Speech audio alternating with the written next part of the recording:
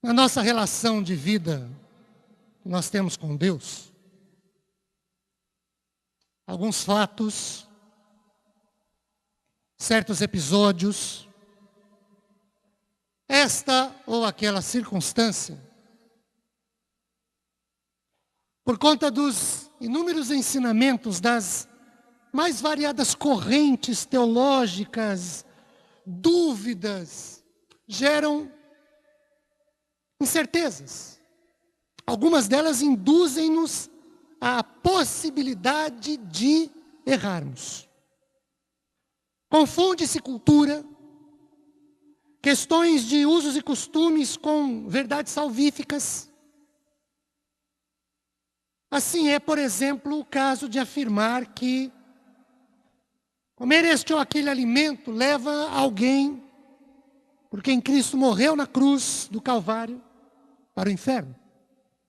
O que significa dizer que a morte de Jesus não foi suficiente. É o caso também de não assistir à televisão ou a cinema, não ir ao teatro, usar esta ou aquela vestimenta, porque isso também, segundo alguns ensinamentos, levaria a pessoa, ou quem pratica tais coisas, para o inferno. E aí, de novo, nós dizemos que, se isso é fato, a morte de Cristo na cruz do Calvário não foi suficiente. É ainda o caso de defender que só esta ou aquela denominação religiosa é a verdadeira igreja de Jesus. E que só os seus ensinamentos são corretos. Nós vivemos cercados desse ambiente.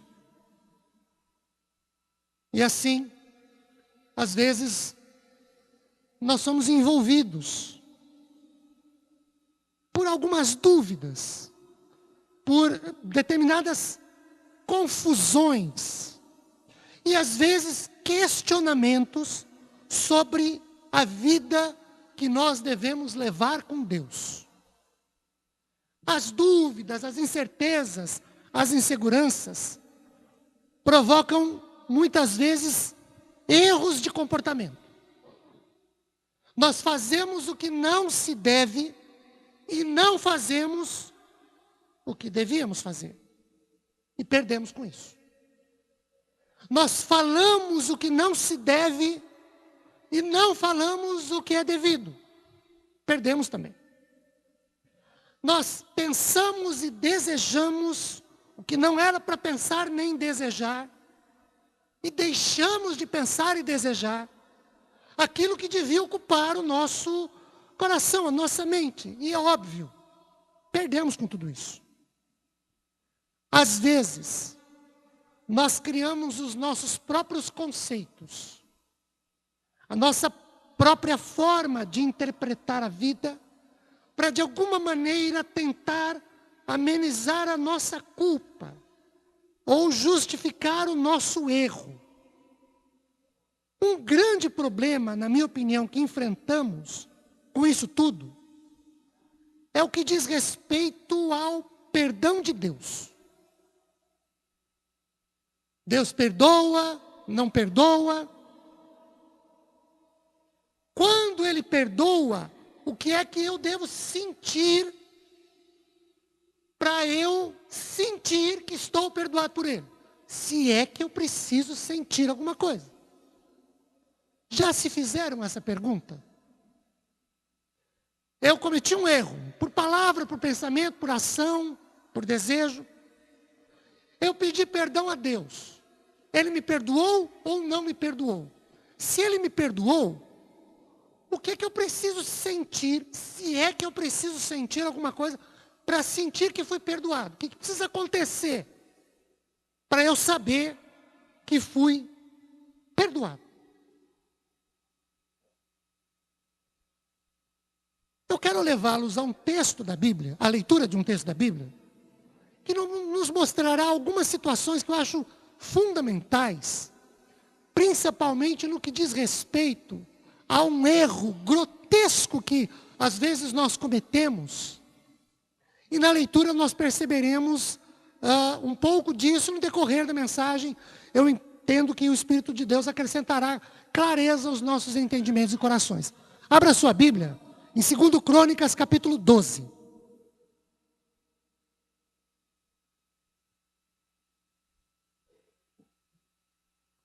Segundo Crônicas, capítulo 12. A partir do versículo de número 1. E eu vou pedir que você me acompanhe em sua Bíblia, a leitura de que farei, ou a leitura que farei desse texto.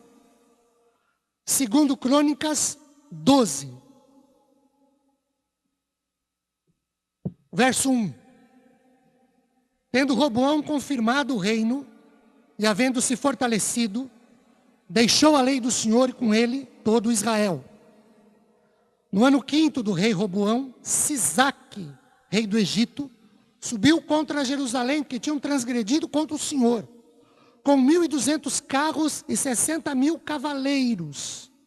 Era inumerável a gente que vinha com ele do Egito, de líbios, suquitas e etíopes. Tomou as cidades fortificadas que pertenciam a Judá e veio a Jerusalém. Então veio Semaías o profeta, a Roboão e aos príncipes de Judá que, por causa de Sisaque, se ajuntaram em Jerusalém e disse-lhes: assim diz o Senhor, vós me deixastes a mim, pelo que eu também vos deixei em poder de Sisaque. Então se humilharam os príncipes de Israel e o rei e disseram: o Senhor é justo. Vendo, pois, o Senhor que se humilharam, veio a palavra do Senhor a Semaías dizendo: humilharam-se, não os destruirei, antes, em breve lhes darei socorro, para que o meu furor não se derrame sobre Jerusalém, por intermédio de Sisaque. Porém, serão seus servos, para que conheçam a diferença entre a minha servidão e a servidão dos reinos da terra. Subiu, pois, Sisaque, rei do Egito, contra Jerusalém, e tomou os tesouros da casa do Senhor, e os tesouros da casa do rei, tomou tudo. Também levou todos os escudos de ouro que Salomão tinha feito. Em lugar deles, fez o rei Roboão escudos de bronze, e os entregou nas mãos dos capitães da guarda, que guardavam a porta da casa do rei. Toda vez que o rei entrava na casa do Senhor, os da guarda vinham e usavam os escudos e tornavam a trazê-los para a câmara da guarda.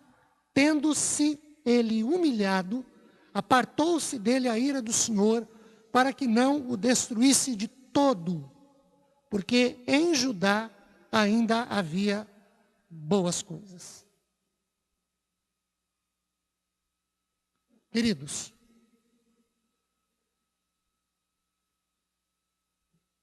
de novo, erramos por pensamentos, por ações, por palavras, nos comportamos como não devíamos, e aí reconhecemos o nosso erro, pedimos que Deus nos perdoe. Ele perdoa ou não perdoa? E o que eu devo sentir para me sentir perdoado por Deus? Ele perdoa e fica por isso mesmo. As coisas todas voltam a ser como antes. Como é que eu devo proceder? O que a Bíblia ensina? Eu quero propor 3 respostas à luz desse texto,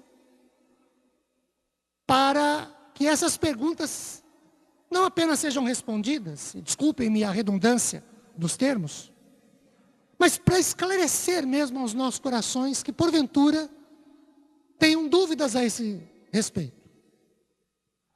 Primeira resposta que, segundo Crônicas 12, de 1 a 2, nos oferece sobre as questões do perdão de Deus, é que quando nós deixamos ao Senhor, Ele permite nossas perdas. Olhem para o versículo de número 5. Ele nos diz exatamente o seguinte: Então veio Semaías o profeta a Roboão e aos príncipes de Judá, que por causa de Sisaque se juntaram em Jerusalém, e disse-lhes: assim diz o Senhor, vocês me deixaram a mim, pelo que eu também vos deixei em poder de Sisaque. Paulo, escrevendo aos Coríntios, sua primeira carta, no capítulo 10, versículo 13, afirma que não nos veio tentação que não fosse humana, ou que nós mesmos não as provocássemos, ou que nós mesmos não permitíssemos que elas ocorressem por descuido, por falta de cuidado com a nossa vida espiritual, por presunção, por subestimarmos o pecado, a carne, e também por fazermos, às vezes, pouco caso do inimigo. O texto de 1 Coríntios 10, que eu citei, afirma também que Deus é fiel e nos faz, pelo menos, duas fundamentais e significativas afirmações.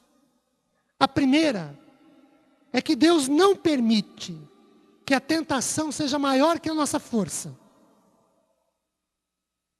Quando nós caímos, é por pura falta de confiança no Senhor, na sua palavra, e evidentemente porque nós somos carnais. A segunda afirmação que Paulo faz em 1 Coríntios é que Deus nos oferece livramento para que não caiamos.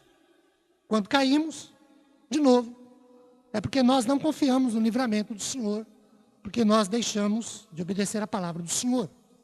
Deixamos de ouvir-lhe a voz, de seguir a sua palavra. Deixamos de buscá-lo como refúgio, como socorro. E aí nós nos sentimos às vezes autossuficientes e somos absolutamente capazes de cuidar de nós mesmos. E aí acabamos por cair. 1 Crônicas 12, 5, o texto que a gente leu, ele é claríssimo e objetivo. O povo deixou o Senhor. O povo se afastou do Senhor. O povo caiu porque não ouvia a palavra, porque não o buscou. E Deus permitiu as perdas na vida de Israel. E aí a gente pode se perguntar mais ou menos assim, mas que perdas? Bom, primeiro a perda da liberdade. O povo acabou servindo Sisaque. Segundo, perda da terra, porque o rei invadiu. E podemos com isso também pensar em perdas de bens, porque o povo passou a pagar impostos para o rei. E aí, queridos, nós precisamos pensar que não podemos deixar o Senhor. Não podemos nos afastar dele, porque toda vez que nós nos afastamos, ele permite que perdas aconteçam em nossa vida. Todas as vezes que nós o deixamos, ele permite que perdas aconteçam em nossas vidas. Pode prestar atenção. Olha para a sua vida. Essa é a primeira coisa que a gente precisa pensar. Quando nos afastamos de Deus, temos perdas e ele permite isso. A segunda resposta, que segundo Crônicas 12, de 1 a 12, nos oferece quanto às questões sobre o perdão de Deus, é a seguinte: Deus nos perdoa quando nós nos voltamos humildemente a Ele. Olhem para os versículos 6, 7 e 12. Queridos, não há desvio tal que Deus não permita que haja uma volta para Ele. Não há afastamento ou distanciamento tal de Deus que Ele não nos permita uma reaproximação. Não há erro tal que nos permita acerto. Aqui em 2 Crônicas 12, o povo errou em deixar o Senhor, como vimos no verso 5. Mas reconheceu o erro, arrependeu-se do que fazia, do que falava, do que pensava, do que desejava, humilhou-se, voltou-se, buscou ao Senhor e foi perdoado. É o que nos afirma os versos 6 e 7. Eles nos dizem assim, verso 6. Então se humilharam os príncipes de Israel e o rei disseram, o Senhor é justo. O 7 diz, vendo, pois, o Senhor que se humilharam, veio a palavra do Senhor a Semaías dizendo, humilharam-se, não os destruirei. Não há erro que tenhamos cometido em nosso comportamento, em palavras que tenhamos proferidas, com exceção da blasfêmia contra o Espírito Santo, que não haja perdão de Deus. Essa é a segunda resposta que eu quero deixar com os nossos corações. Deus nos perdoa por coisas que pensamos, falamos, agimos, desde que, como vimos no texto, mesmo tendo-o deixado, nós nos voltamos a Ele, arrependidos, e nos humilhamos. A terceira resposta, que segundo Crônicas nos oferece, quanto às questões sobre o perdão de Deus a nós, é a seguinte: Deus nos perdoa quando nós nos arrependemos, humildemente confessamos o erro, mas aqui vai uma coisa que confunde a gente. Há consequências das nossas ações. Olhem para os versículos 8 e 9. Eu penso que é aí e é aqui que reside boa parte do nosso problema de entender, de interpretar, principalmente de sentir o perdão de Deus. Eu entendo que é aqui que bate uma insegurança sobre o perdão de Deus para nós. De certa forma, por ouvir de tantos pregadores, em rádio, TV, internet, nós temos pelo menos duas concepções erradas sobre o perdão de Deus. O primeiro erro é que, ou a interpretação errada, é que para alguns, o perdão de Deus deve produzir algum tipo de arrepio, ou de calor, ou de sonho, ou tudo passa a dar certo. Como Deus me perdoou, tudo passa a dar certo. Está errado. Tem gente que ensina que para você ser perdoado por Deus, você tem que sentir algum tipo de arrepio, de um calor. Está errado. Eu não me lembro de, lendo a Bíblia, identificar alguém que foi perdoado que sentiu fogo em qualquer lugar. Arrepio, então, menos ainda. A segunda concepção errada que alguns de nós têm sobre o perdão é associar o perdão de Deus à prosperidade ou à não presença de problema, à cura, à bonança. Eu acho que é aqui que o negócio pega. Vejam. Como nós temos visto, o versículo 5 aí do texto diz que o povo errou. Isso é claro, cristalino, absolutamente objetivo. E o texto diz no verso 6 que Deus entregou o povo ao inimigo. O povo deixou, errou, Deus entregou ao inimigo. O verso 6 e 7 diz que esse povo que errou, que deixou o Senhor, ele se humilhou, se arrependeu do erro que cometeu e voltou ao Senhor. E o verso 7 nos mostra que houve um perdão. Mas as ações do povo trouxeram-lhe consequências. Versos 7 e 8. As consequências foram permitidas por Deus na vida de Israel, ainda que o povo tenha sido perdoado. Queridos, o erro é associar o perdão de Deus à não consequência do pecado. São dois fatos distintos. Um é o perdão de Deus, Ele perdoa. O segundo é a consequência. Deus nos livra da condenação do erro, mas Ele mantém as consequências do erro que cometemos. É o princípio do plantar e colher. O perdão de Deus não apaga e nem livra de consequência. Esse é o problema.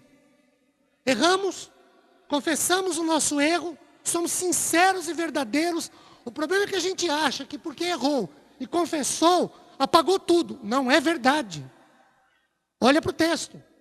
O Senhor diz assim, peraí, eu perdoo vocês, mas vocês vão sofrer na mão de Isaac.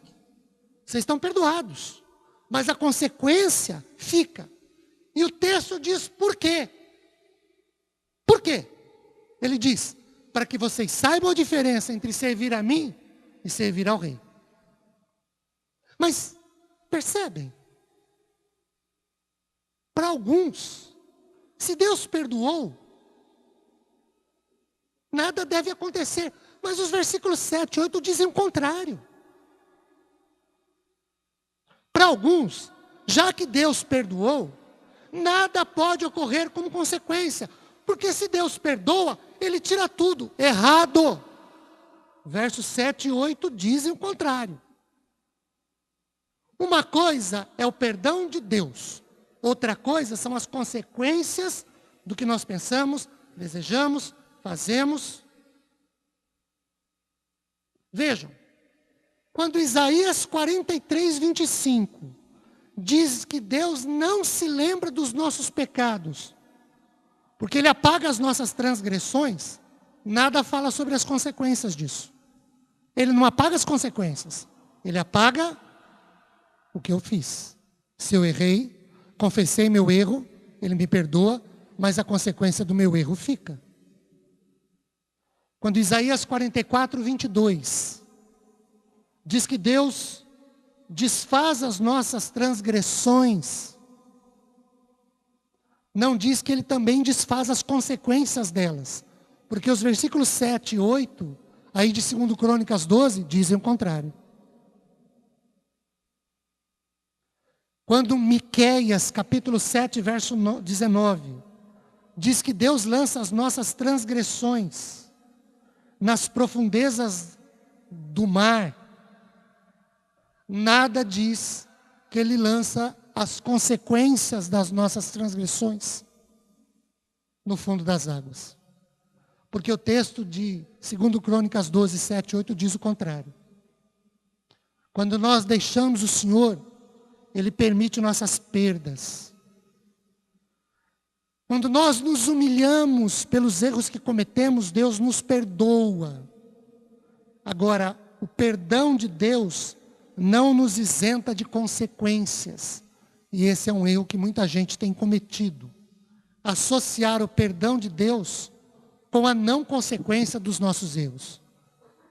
E aí, queridos, uma coisa é o perdão, outra coisa são as consequências. Uma coisa é eu errar, pedir que Deus tenha misericórdia da minha vida e me perdoe, e de maneira sincera e verdadeira eu me arrependo, Ele me perdoa, mas a consequência fica. E o fato de eu vivenciar a consequência não significa que Ele não me perdoou. Ele me perdoou, mas a consequência permanece. São duas coisas absolutamente distintas. São duas coisas absolutamente diferentes. Eu quero orar sobre isso.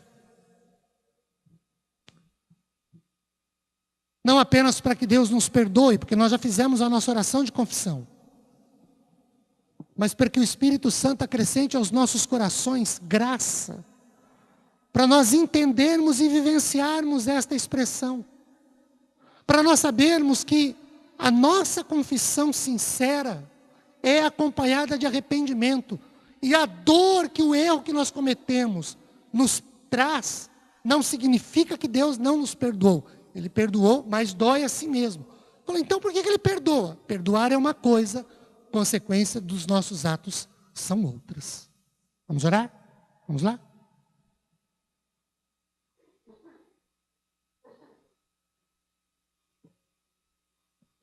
Senhor Deus, é muito possível que alguns de nós, neste instante, ainda lute em seu interior com essa ideia. Talvez alguns sejam agraciados pelo Senhor, estejam felizes, porque a tua graça, na ação do teu Santo Espírito, esclarecer, levou-os à verdade, e eles puderam se sentir aliviados. Mas é possível que alguém, ou alguns, ainda lutem com isso. Porque ao longo de tempos, nós lemos, ouvimos, aprendemos, e está errado. Que o perdão nos isenta de consequências. Nunca foi assim. Esse texto de 2 Crônicas é absurdamente esclarecedor. O perdão do Senhor aos corações do teu povo é uma coisa, as consequências são outras. E o nosso erro, Senhor, é justamente atrelar o teu perdão ao nosso sentimento de alguma coisa sobrenatural, que a tua palavra nunca pediu isso, nunca associou a isso.